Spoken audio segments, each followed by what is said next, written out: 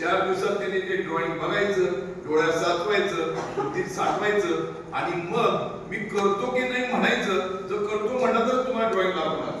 असं ते आव्हान होतं. कारण हा गिअरबॉक्स फक्त जगामध्ये रशिया तयार करतं. जगामध्ये रशिया तयार करतं. आम्ही पण म्हटले काय खरं नाही का साहेब, तुम्ही ते चेता करू नका, तुम्ही काहीतरी घ्यायला अंगातून पडायला पाहिजे. कारण कमीत कमी तो गिअरबॉक्स बघितलं तर त्यात 740 कॉम्पोनंटचं बिल ऑफ पडलेलं आहे. 64 गिअर आहेत त्याला. पण संकपाल साहेबांना ते नेहमी आव्हानाची जिगरबाज म्हणतात मग अशी सारखी तुमच्या ते जिगरबाज व्हायला पाहिजे. तर त्यांनी ते घेतलं. त्यांच्याबरोबर साथीदार म्हणून पोतदार आहे, तरुण उमदा व्यक्तिमत्व, आणि तो गिअरबॉक्स साठवून त्यांनी होय म्हटलं.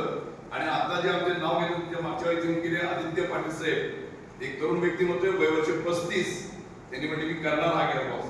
तुम्हाला आता सांगतो की तो गिअरबॉक्स पूर्ण करून की जे म्हणजे कुणाचंही धारिष्ट्य नव्हतं. भारत कोच, किर्लोस्कर अशी दिग्गज गँग येऊन गेली, सगळी फेल झाली.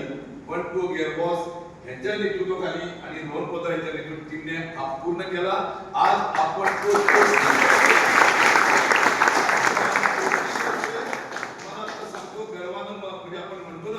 की प्रत्येकाला देशाच्या सीमेवर जाऊन लढाई करायला पाहिजे नाही. तुमचं आमचं कर्तव्य आहे. तुमचं आमचं कर्तव्य आहे की आम्ही पण काही चांगली निर्मिती करायला पाहिजे. त्या अनुषंगाने यांनी विचार केला की मी देशासाठी काही करायला पाहिजे. माप हात दिली पंतप्रधान साहेबांनी मेक इन इंडिया, आत्मनिर्भर होय की, पण करणार कसं? त्याला 4 कोटी रुपये घालायची पाहिजे. आज आम्ही 4 कोटी रुपये इन्व्हेस्टमेंट केली मित्रांनो. साहेब रोहन पोतदारांनी डोळ्यामध्ये साठवून टेस्टिंग कसं करायचं हे केलेलं, मी ओके कसं म्हणायचं, हा पण एक प्रश्न होता. बिलकिनी लोक म्हणजे हम कुछ नहीं बताएंगे. आम्ही रोज भेटतोय, डिफेन्सच्या वरच्या वरिष्ठ अधिकाऱ्यांशी भेटतोय, काल आम्ही गेलो होतो. पण त्यांनी तो पूर्ण केला.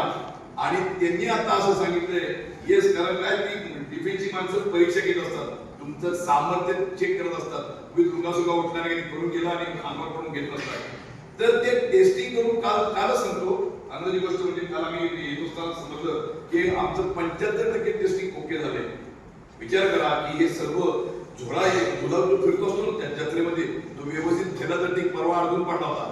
तो फिरायला लागतो. ते गिअर बिल सगळे जे आहेत त्या गिअर मध्ये सगळे होत आहेत. साहेबांनी केलेलं 64 गिअर एकत्र घेऊन फिरणे एवढा जोक, आणि ते सगळं पूर्ण करून काल टेस्टिंग केलं. तर हे असं व्यक्तिमत्व तुम्हाला सांगायचा प्रयत्न करते की तुमच्या प्रत्येकाच्या मध्ये ती जिगरबाज असायला पाहिजे. मी काहीतरी चांगलं करणार आहे, मी ह्या देशासाठी देणार आहे.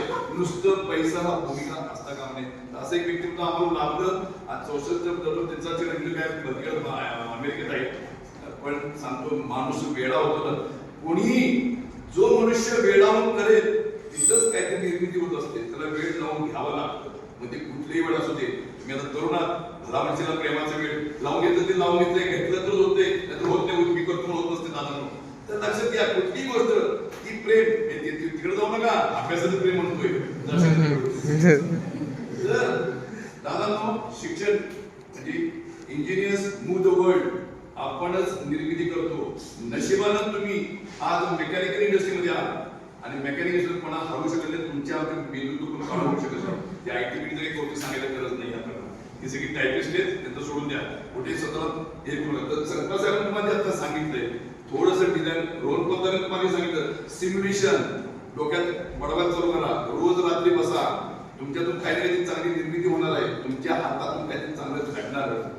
आणि तुम्हाला नक्कीच सर्व लोकांनी सांगितलं असणार आहे. तर संकल्प साहेब थोडेसे आता त्यांना भरपूर वाटतं. त्यांनी अनेक दिग्गज घडवले आमच्या कारखान्यामध्ये. भरपूर दिग्गज तिथे त्यांच्या हाताखालीच काम केलेलं आहे.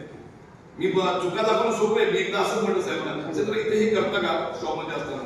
साहेब इथून बसतोच का नको म्हटलं, तिथे काय बसत नाही म्हटलं. डिझाईन करत का तुमचं?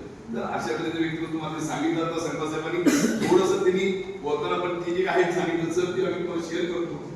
प्रत्येकाने घ्या. त्या अनुषंगाने बघा. तो एक निरीक्षण घ्या. अरे हे म्हणजे काय पुस्तकं हे सर्व तुम्हाला चांगलं सांगत. तर संकल्प साहेब सांगितलं आहे. मीच माझी ओळख देतो.